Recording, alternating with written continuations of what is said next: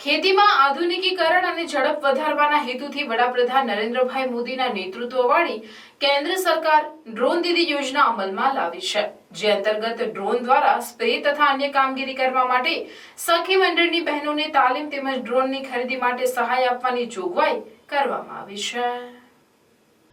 આ યોજના અંતર્ગત ભરૂચ જિલ્લામાં ભરૂચ તાલુકા ખાતે 3, હાંસોટ અને ઝઘડા તાલુકા ખાતે 1 એમ મળી કુલ 5 આંતરપ્રેન્યોર્સને ઇફકો અને જીએનએફસી દ્વારા તાલીમબદ્ધ કરીને ડ્રોનની ફાળવણી કરવામાં આવે છે।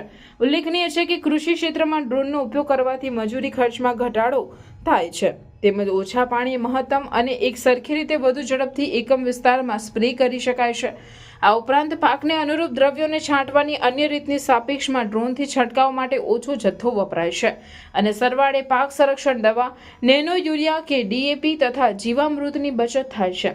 સાથોસાથ છંટકાવની અન્ય રીત કરતાં ખર્ચમાં પણ નોંધપાત્ર ઘટાડો થાય છે।